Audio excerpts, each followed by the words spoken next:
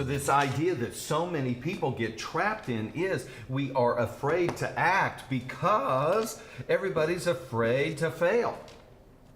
Robert Kiyosaki talks about going to his rich dad and saying, oh my gosh, I'm so frustrated, I'm so mad, I'm so depressed because this thing hasn't worked out. And his rich dad laughs at him and says, you're not failing fast enough.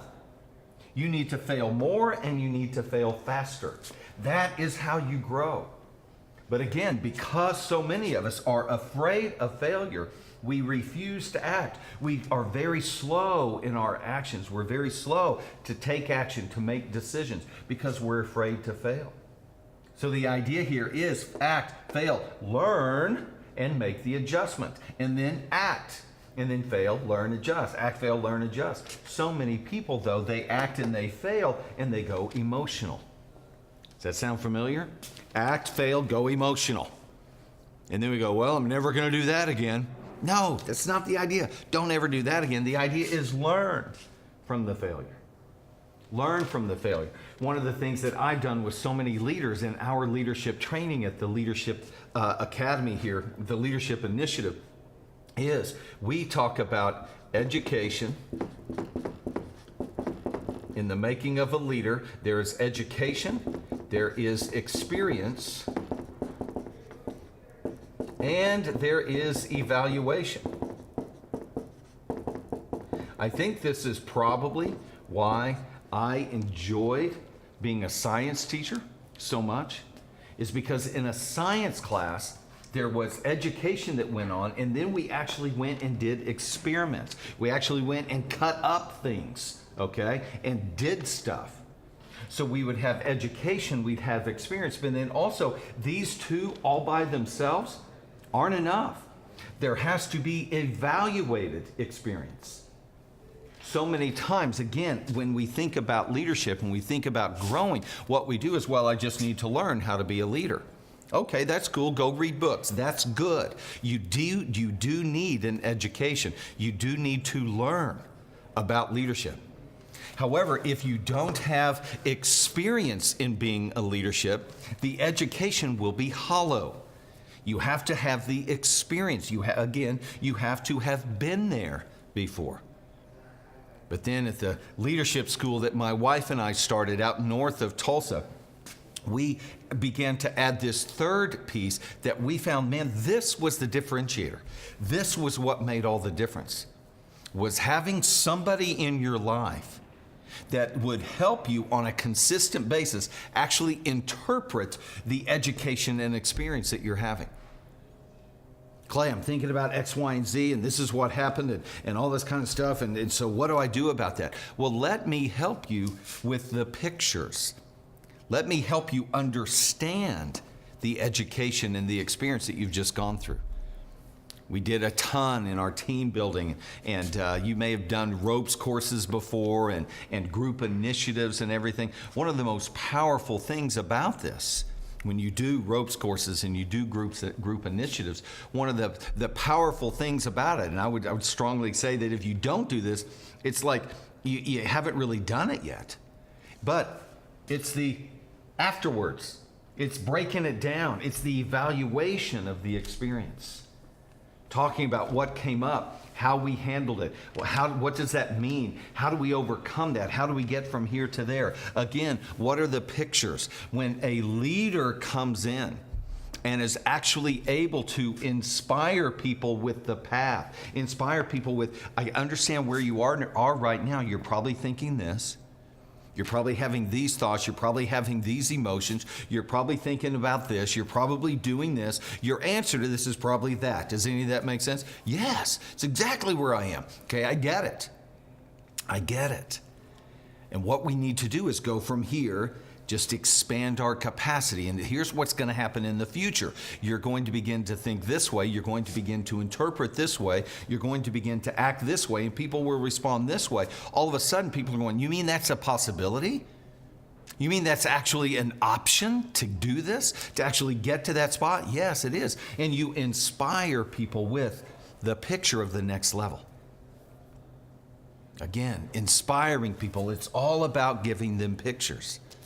And if your pictures are just negative pictures, this is going to happen to you if you don't do it. You can't inspire people with negative. You can motivate them, but you can't inspire people with negative. Inspire can only come from positive things.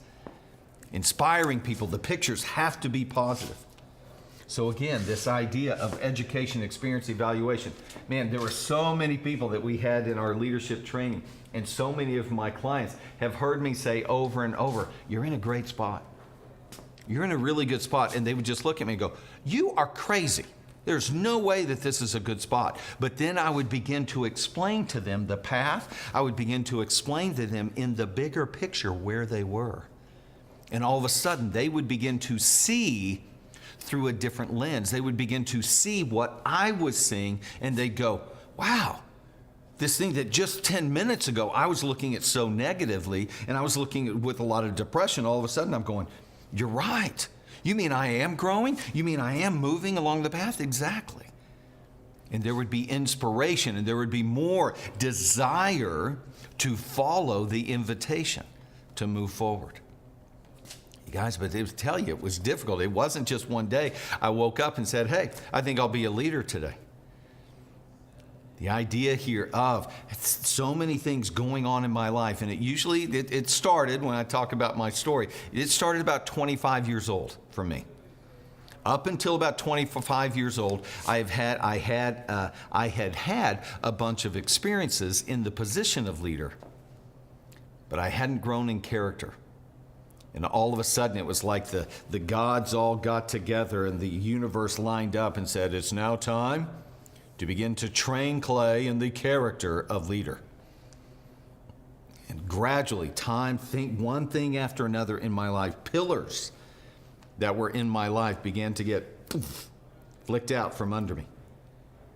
It all began when I got fired by my mom, my dad, and my brother from the family business, all at the same time. My whole future, my whole vision for the future, my picture for the future that was inspiring me and that was exciting me about the future was to be a part of the family business. And now here I was fired from the family business. And over a period of about the next 7 years, gradually, one thing after another began to get flicked out. Pillars, strong things that I was putting my future, resting my future on, began to get kicked out from under me. We'll talk more about these in sessions to come. But where that left me was just, oh no, all of a sudden I don't have all of these pillars, I just had me. And I found that I was greatly lacking, greatly insufficient to get where I wanted to get. And so there were so many things that I went through, so many struggles that I went through, that at the time I didn't fully understand what was going on. So I'm like screaming to the universe, I'm yelling at God, why?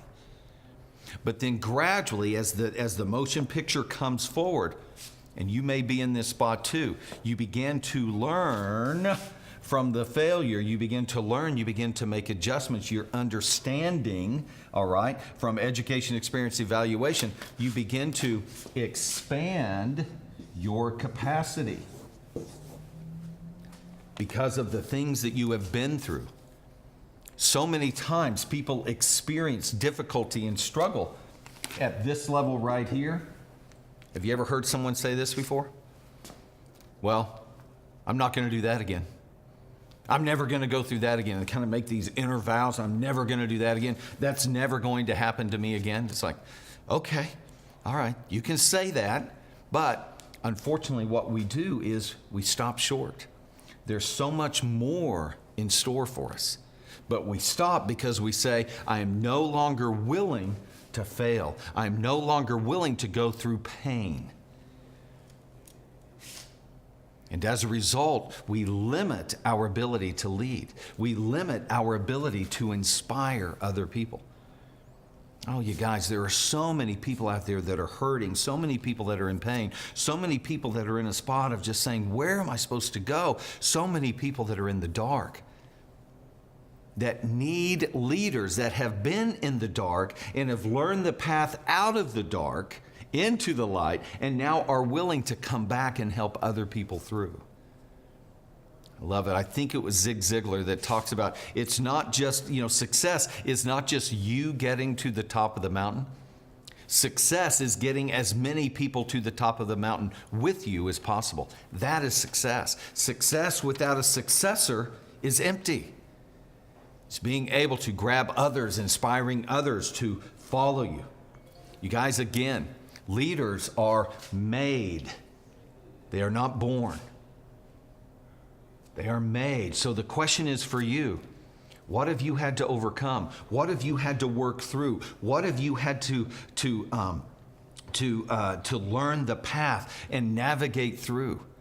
You guys, the struggles that you have, I promise you, the universe, God, that will bring the great unseen hand, as Napoleon Hill talks about. The great unseen hand is going to bring struggle and difficulty your way. The question is, how will you respond to it? How will you navigate through it? It's important that you navigate. It's important that you learn how to navigate through the struggle. Because in the future, I promise you, in the future, when you navigate through difficulty and through struggle, it will position you to be able to help others. You'll be able to give them the correct pictures to interpret where they are. And as you give them the correct pictures, you will find that you will tap into their spirit. All of a sudden, there is energy. All of a sudden, there is a positivity. There is an encouragement. There is something that gets off of their shoulders, and they're going, yes, I can do it. But it takes people like you and me actually working through those struggles. It takes people like you and I time. It doesn't just happen. Again, you can get the leadership position at a young age. That's not wrong. That's not bad. But just because you have the leadership position doesn't mean that you are a leader. So congratulations on your leadership position. But have you become a leader just yet? If you're still in the spot of, I just don't have time, the people are killing me, well, that'll let you know that you might be a great worker, but we haven't yet become the leader that we need to be. It takes time. We're going to be talking about in future sessions here, again, the difference between the skill of a leader and the character of a leader, the spirit of a leader. How do we tap into that? That's where we want to be. Again, I think that there's something about leadership that actually transcends just activity. It transcends just skill. And it actually taps into the spirit. Some kind of a spiritual level. I don't fully understand it, but just from what I've seen and what I've experienced in my own life, true leaders that are able to inspire are in this, they're like in this whole other level where they are able to tap into the spirit of other people. You guys, I've got a handful of people that I have coached in the past. Young leaders, and when I say young leaders, I don't necessarily mean they are young in age, but they just haven't been leaders for a long time, although some of them are young in age. And they are saying, Clay, I don't have vision. Clay, help me with vision. Clay, I need vision in my life. I ask them, where do you want to go? What do you want to do? What do you want to be? And they go, man, I don't really know. I don't really know what's out there. I don't really know who I want to be. And they come to me and they ask me, Clay, tell me. Clay, help me with vision. And the idea here is I can't give you vision. All I can do is inspire you with my pictures, inspire you with my vision. But I can't give you your vision. There's an old Middle Eastern parable. It talks about these women, and they were waiting on a wedding. It was this huge wedding celebration that was going to be going on, and they were on the outside of the house waiting for the wedding to begin, for the doors to be opened. And they each had lamps, and while they were waiting, they had their lamps going. And there were 10 of them, and so while they're waiting to get into the wedding, 5 of the women, their oil in their lamps burned low. And they began to run out of oil. The other 5 women had brought extra oil with them. And then all of a sudden it was time for the doors to open. But the women that did not have any oil were not able to go in because they had run out of oil in their lamps. And so they began to ask the other women, give us some of your oil, give us some of your oil. And the other 5 women didn't give them any oil, and the other 5 went in, and the first 5 had to stay out. They weren't able to go in. I remember first hearing that story and going, well, man, that sounds a little harsh. How come they didn't share their oil? How come they didn't just give them their oil? I didn't really understand it until much later in life when somebody actually told me, Clay, the oil isn't just something that you can give somebody. The oil is their life. The oil is their education, experience, and evaluation. Their oil is what they have gone through. Their oil was their character. And you can't just give that to somebody. It's like, nah, it's taken me years to develop this oil so that I can be prepared when things come up. I can't just give you my years of experience. So my question again to you is, what have you overcome? What have you gone through? What have you overcome? Where have you acted, failed, learned, and made adjustments? Where have you had education and experience and had somebody help you evaluate? Again, it can't just be you doing your own self-evaluation. We've talked about this. You can only think what you think. For me, it took me 47 years to actually be willing to allow somebody else outside of me to evaluate me. But the question is, what have you overcome? What have you been through? Here's a truth that I think is important for you to know. The things that you overcome, the things that you work through, are actually the same areas where you will have authority to lead here on earth. Catch that again. The things that you have come through, the struggles that you have worked through and learned how to get to the other side, those are the areas where you will actually be given authority by the universe to lead and inspire others. So I want to encourage you, if you are in a leadership position, you're going through struggle, you're going through difficulty, to press on. Get somebody to help you understand the right pictures, the right way to interpret your situation. If you're in a struggle, in a difficulty that's got you depressed, that's got you down, I strongly encourage you to find someone that can give you the perspective that will actually inspire you and encourage you to move forward. You guys, once again, this is Winning in the Workplace. This is the leadership level, session number 3, where we're talking about the path and how to inspire people.